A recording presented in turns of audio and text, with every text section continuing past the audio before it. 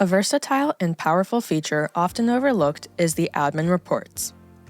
Despite the name, this report is accessible by any user, not just admin users. From adding multiple jobs to fine-tuning attribute filters on nodes, connections, and sections, to exporting in various formats, get ready to unlock a whole new level of efficiency and insight. At the publication of this video, there is no link in the app tray to navigate to this elusive page. You'll have to navigate to your plain Catapult Pro domain and add a /admin-report. First, you'll select an existing report or create a new report. Up in this corner, you can rename the report. The button next to it will bring up that window you saw when you first opened the admin report page, allowing you to select a different report or create yet another report. Next, we'll add the jobs we want, one at a time. There are a few ways you can add jobs. You can select the Job Selector dropdown and start typing the name of the job, or you can find it in the Job Chooser by clicking on this folder and searching through the directory. An advanced way to find a job is using this search glass icon towards the bottom. This is the Add Jobs by Query button. First, you'll choose which job model the job uses. Then you can choose a job attribute to base the query on. Choose a comparator and then the value you're comparing the attribute to. You can choose whether or not to include archived jobs in the query by checking this checkbox.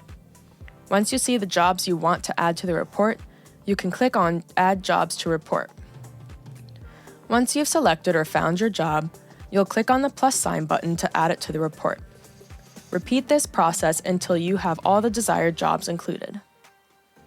Another advanced option for adding jobs to the report is adding them via CSV import.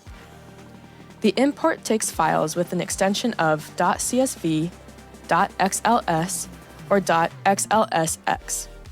The file shouldn't have any headers and should only consist of a list of job names.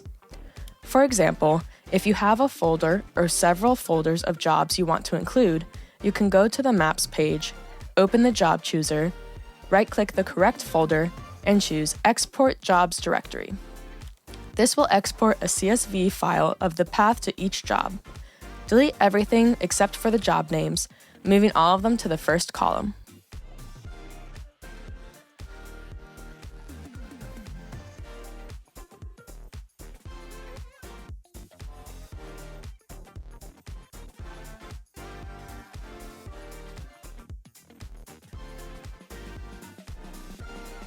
Once you have all the desired jobs added to the report, we'll take a look at filtering the attributes.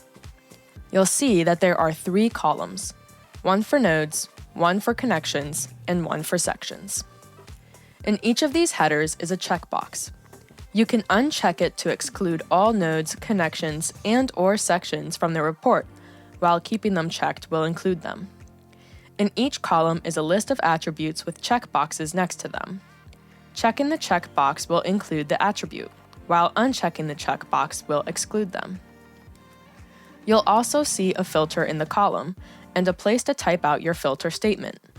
For this filter, you'll use the name of the attribute you want to filter for, a comparator, and the value of the attribute you're filtering. Use any of the names of attributes listed in the column. Comparators to use would include greater than or equal to, greater than or equal to, equals, and not equals. The type of value will depend on which attribute you're using for your filter.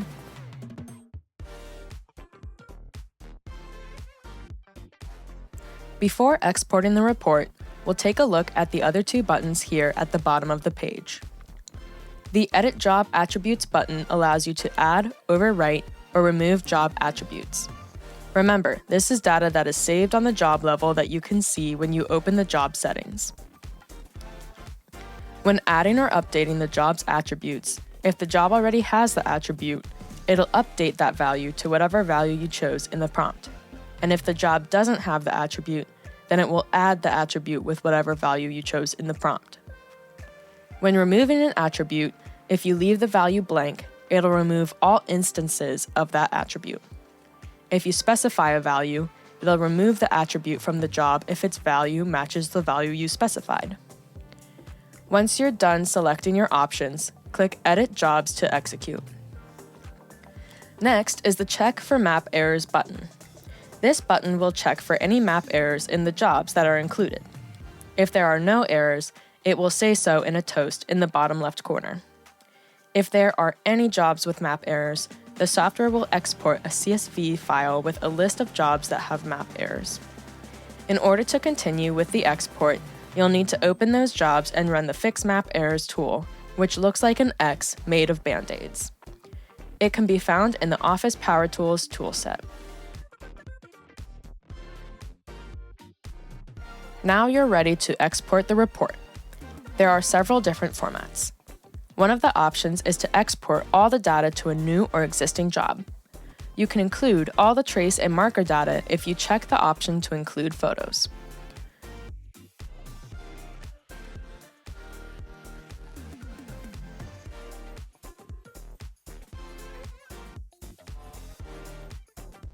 You can also export the job to a spreadsheet. There will be a sheet for each entity that is checked, so there is a sheet for nodes, connections, and/or sections. Each row in the sheet represents a single node, connection, or section. Columns will include the job name as well as the attributes you marked to be included in the report. For nodes and sections in particular, there will be latitude and longitude included. In order to use the Other Exports option, you'll need to ensure that all the jobs included in the report are using the same model. Once you click on the button, the Download Manager will pop up. This is the same Download Manager that is available in the Maps page. If you need more information about the Download Manager, we've included a link to our documentation in the description below. Now you're equipped to generate reports spanning across jobs to provide valuable insights into your data. Don't forget to leave a comment below to help us improve our documentation. Do you have any questions? Include them. Any suggestions on what videos to make next are welcome. Thanks for watching!